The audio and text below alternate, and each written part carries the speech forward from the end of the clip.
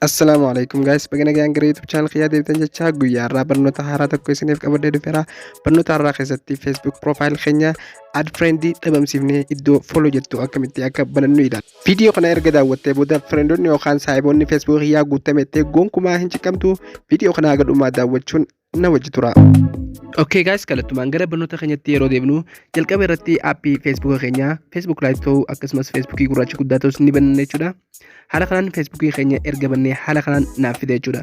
Amma check haa goonuu Facebook kana akkam add friend qabamoo yookaan immoo following kiyya ni mul'atamoo hin mul'atu hundaa ilaallu. Jalqaba irratti profile kiyya ni tuqaasa.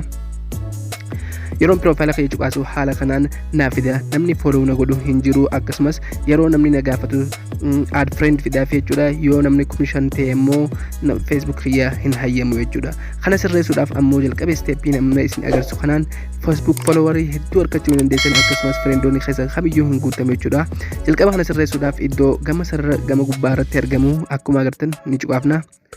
Sana booda gadi deemnee iddoo setting jettu ni barbaanna. Haala kanaan kun akkuma agartan iddoo setting yeroo cuqaasnu haala kanaan naaf fida. Erga haala kanaan nu fide amma iddoo follower and public content kan jiru akkuma agartan isa kana ni filanna. Haala kanaan ergaan isa kana filadhee maalitti akkana dabarsu waliin ilaalla. Kun akkuma agartan Facebook kiyya haala kanaan naaf bane jechuudha. Akkuma agartan iddoo public fi friend jettu kanarratti hundi isaa automatically friend ta'ee jira jechuudha.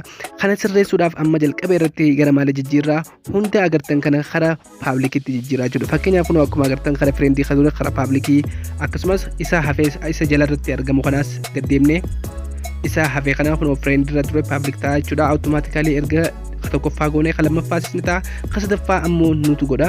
Kun akkuma agartan friend irra jira jechuudha. Kun friend irra jira gara publicitti jijjiirra. Haala kanaan gara publicitti yeroo jirre ammas gaduma deemna isa friend jiru mara isaa kun akkuma agartan gara publicitti ni jijjiirra. Hundi isaa jijjiiru. Kun akkuma agartan gara friend irratti ture jechuudha. Hunda isaa gara publicitti jijjiireetiin jira jechuudha. Amma maaltu nu hafaa? Steppii lamatu nu hafaa jechuudha. Erga haala kanaan goone. Amma kana erga sirreessinee as keessaa ni baana jechuudha. Amma kana keessaa baak goone amma settingii keenya asin nu deebisa. Amma kan filanna jechuudha.